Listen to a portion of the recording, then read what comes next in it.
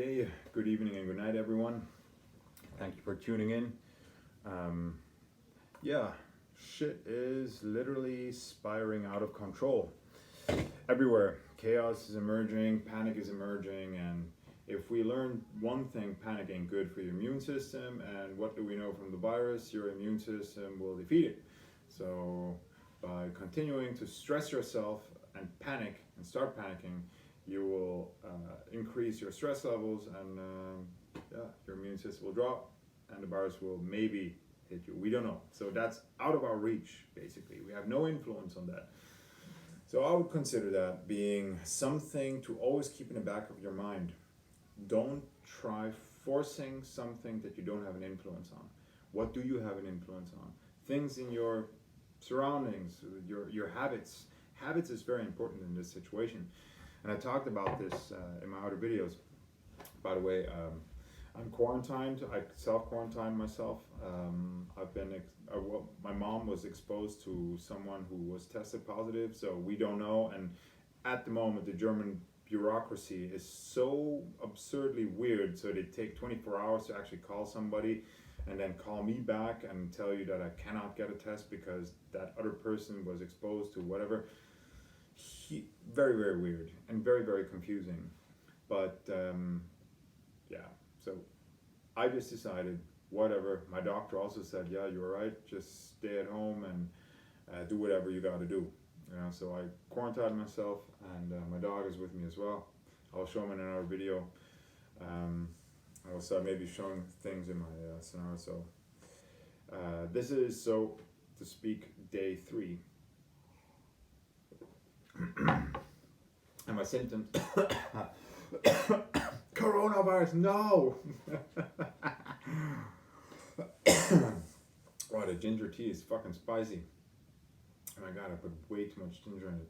I had the same problem yesterday. Damn it, because I'm eating it and I'm drinking it. Maybe I'm overdoing the whole ginger thing a little bit. But it's okay, but that's something in my influence. I can change it directly. I can adapt it, And being adaptable and change your habits immediately. What can you change now? Let's keep this in mind for just 1 second. Thought experiment. The virus will kick in with symptoms in 2 weeks, incubation time. So you have basically not a 2-week period of time to start fighting it, because obviously in 2 weeks it's starting to be too late. So, but if you start changing your habits today, now, literally now, don't eat bullshit, eat healthy. Like vitamins, vegetables, fruits, whatever, something that will really get your immune system going, And vitamin D is very important, by the way. So sunlight today, sunny day, I'm like, god damn it, vitamin D, it will give me a chance to fight this virus, but also if I have the virus or don't have the virus, it will fight it off. That's good, let's go outside. So I looked outside of the window, checked if there are any people, and not many people there. I saw a few there, so I was like kind of avoiding it, like dodging, and I realized that some people are like, what the fuck is wrong with that guy, but of course blending in, but they realized that I was kind of dodging. So they were like, oh my god, he thinks that we are positive or something. I don't know what they were thinking, but I can't imagine that they're thinking that. So I just avoided it in general. Walked around, went to the river. I have a river in the back and a forest in front, and so that's what I did.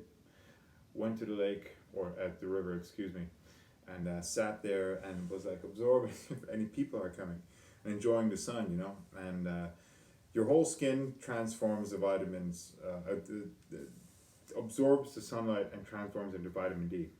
That's at least what I read. So if I'm misinformed, please correct me. I have no problem with that. And so I took off my shirt, and it's not like it's sunny, but it's not warm, and I don't have a problem with cold weather, not at all. And so I was sitting there basically in my shorts, exposing my whole skin to the sun to increase my vitamin D levels, because if you only take your face and your arms, it's not going to be enough. You need like everything you have, like your whole skin is basically the engine that does that. So I exposed my skin, and of course people are walking like, what the fuck is wrong with that guy? They're looking at me like, you know, with their jackets and kind of slightly irritated. And I thought it was like kind of hilarious because they were not really keen in like actually coming close to me because they thought it was more weird. But they also saw that I was enjoying the sun, and I think many people is a way overstatement. There were like 6 people in total, and 3 of them were children. I was very very afraid of the children because first off, they don't show symptoms. They're like symptomatic, and they will spread that like wildfire. You know, so in case I would have it or they would have it, I was like, "Go away, kids! No!" Like there would be zombies or something else. Like thinking about the situation of me having a kind of somewhat paranoia of kids close to other guys that are from zombies. I thought that was so funny. You know, kids just playing, and now I'm like in my, no, zombies, go away, fuck, what are my options, you know? So I just ignored it. The closer the kids got, the higher my stress level, and then I saw my dog and I wanted to play with my dog. And I was, Knox, no, don't play with the kids, don't play with the kids. And the kids were like kind of frustrated of it. Oh man, that was so funny. But it's not funny, you know, it's like, fuck, no, it's actually very scary if you come to think about it. So thankfully, the kids were not close enough. They were like 10, 50 meters away, so it was all I would consider in a safe thing. And if not, I would have grabbed my dog and walked off. But yeah, I need to go outside. I got to consider my options. You know, that's the stressful thing. You're in quarantine. You don't want to expose other people if you are positive.